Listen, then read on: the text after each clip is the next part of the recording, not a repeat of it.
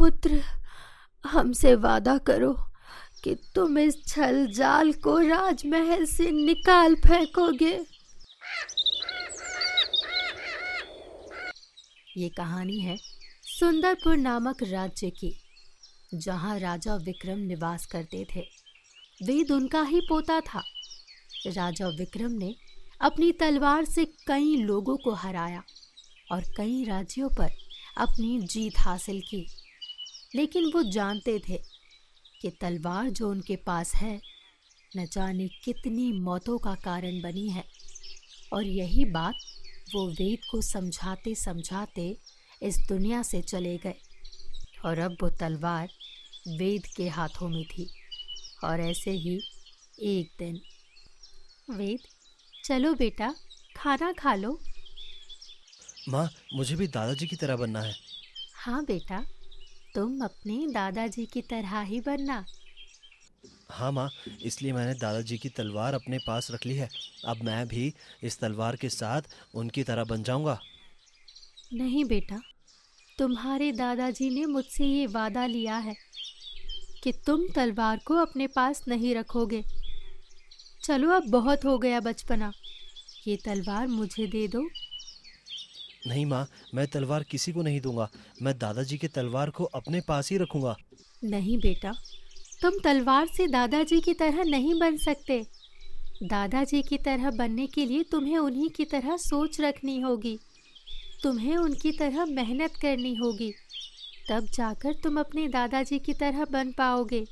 नहीं नहीं नहीं, मैं ये तलवार किसी को नहीं दूंगा। और वेद वहां से चला जाता है और जाकर तलवार को मयान से निकालने की कोशिश करता है, लेकिन तलवार बहुत कोशिश करने के बाद भी मयान से नहीं निकलती। और फिर माँ आ जाती है और वेद से कहती है, अभी तुम छोटे हो, जब तुम बड़े हो जाओगे ना, तो मैं खुद तुम्हें ये तलवार दे दूंगी। चलो, अभी चलकर खाना खा लो बेटा, मैंने तुम्हारे लिए तुम्हारे पसंदीदा मालपुए बनाए हैं। मुझसे वादा करो कि मेरे बड़े होने पर ये तलवार मुझे दे दोगे। हाँ बेटा, मैं तुमसे वादा करती हूँ कि तुम्हारे बड़े होने पर मैं ये तलवार तुम्हें दे दूंगी। चलो, अब चलकर खाना खा लो। वेद माँ के साथ खाना खाने चला जाता है और फिर माँ सोचती है, इस तलवार ने न जाने कितनी जिंदगियां छीनी है और जब जब ये अपनी मयान से बाहर निकली है, इसने बस खून मांगा है। मुझे किसी भी तरह से वेद को इस तलवार से दूर रखना होगा। ससुर जी को दिया हुआ वादा मैं ज़रूर निभाऊंगी। मैं वेद को हमेशा इस तलवार से दूर रखूंगी, हमेशा दूर। और फिर वो दिन भी आ जाता है जब वेद जवान हो जाता है और ऐसे ही एक दिन वो अपनी माँ से कहता है, माँ, दादाजी की वो तलवार कहाँ है? कौन सी तलवार वेद?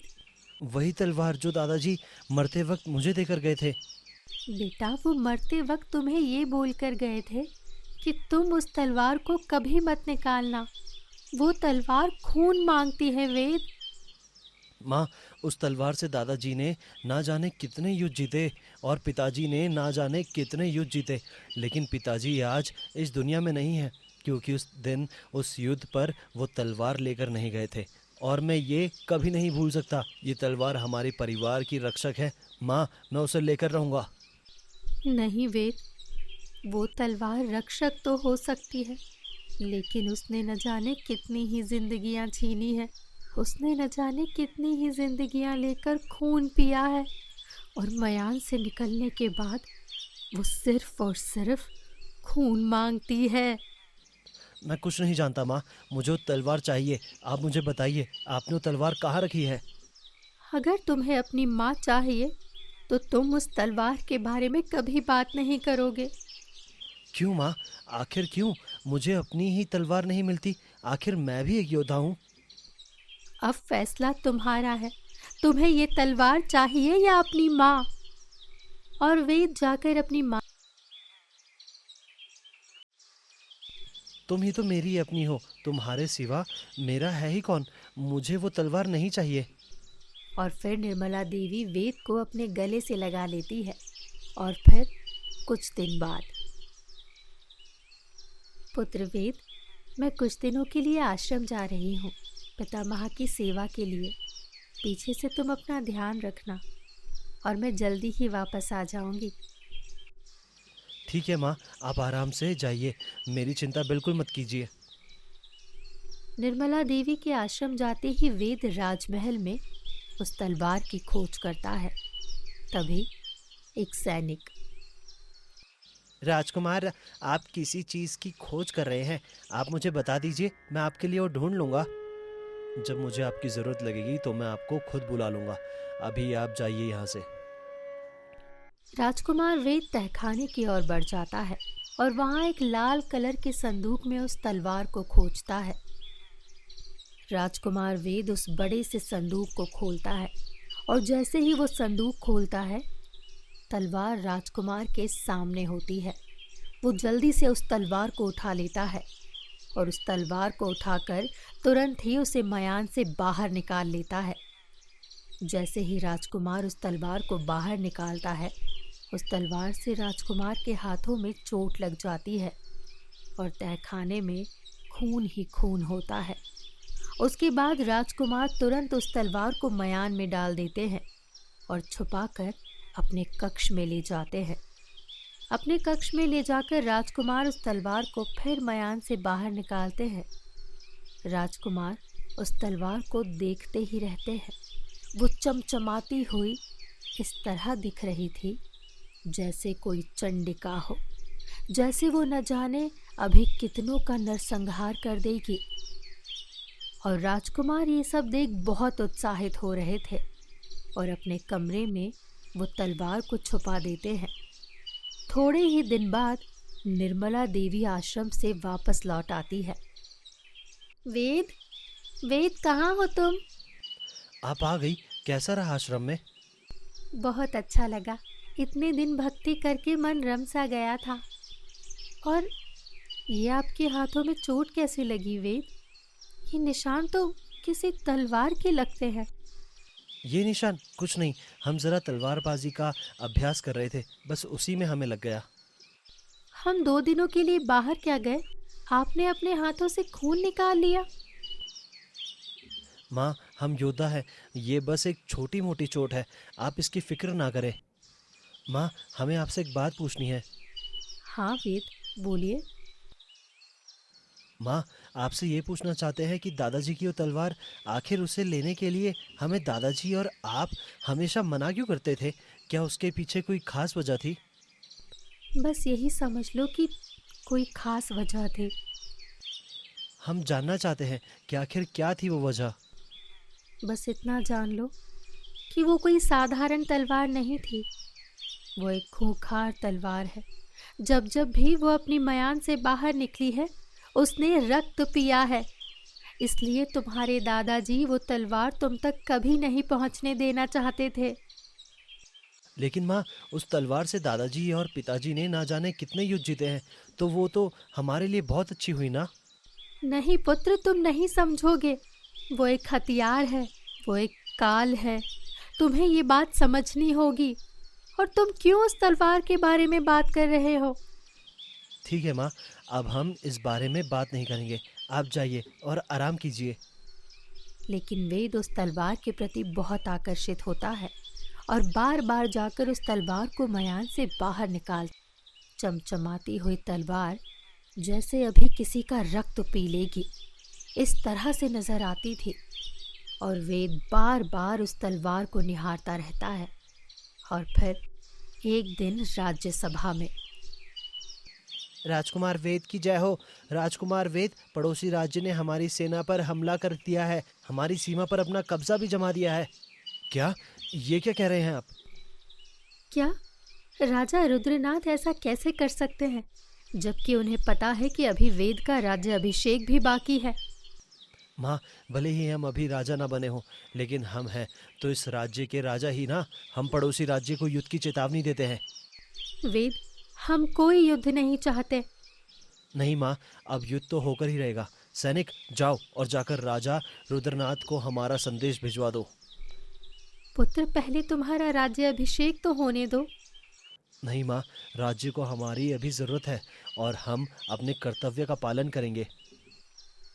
हमें तुम जैसे बेटे पर गर्व है वेद।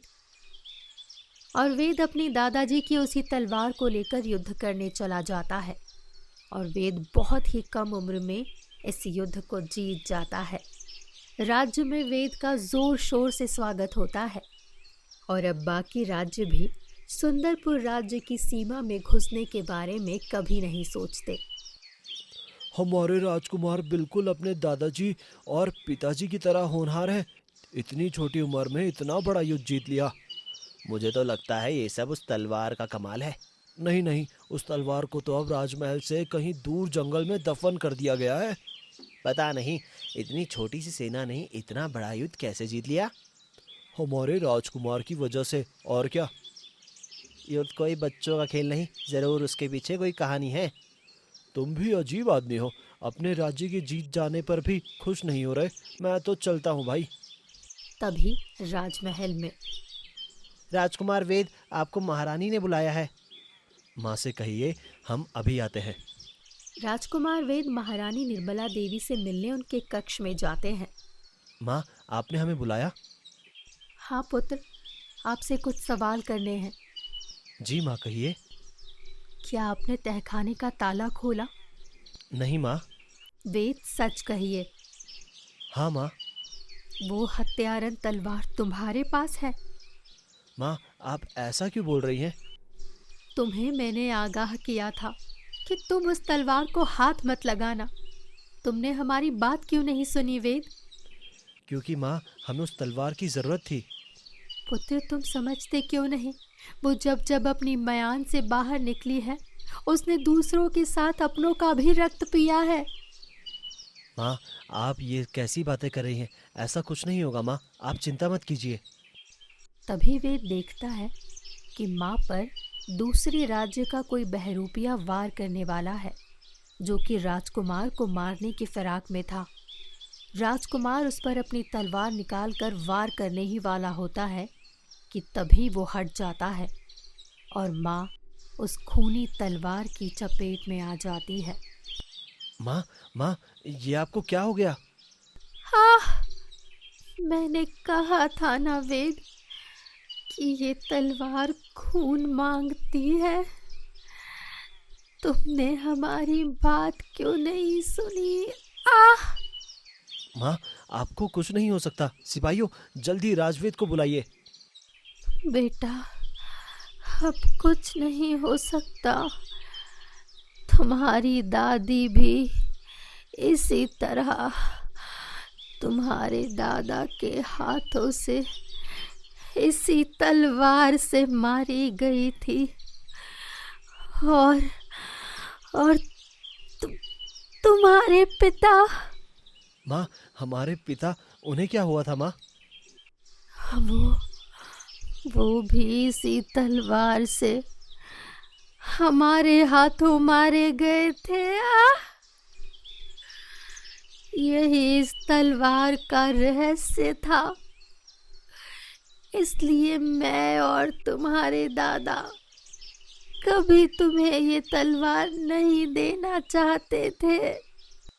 हमें क्षमा कर दीजिए माँ, हम आपको कुछ नहीं होने देंगे। पुत्र, हमसे वादा करो कि तुम इस छल जाल को राजमहल से निकाल फेंकोगे। हाँ हाँ, हम आपसे वादा करते हैं, हम इसे अब कभी भी मयान से बाहर नहीं निकालेंगे।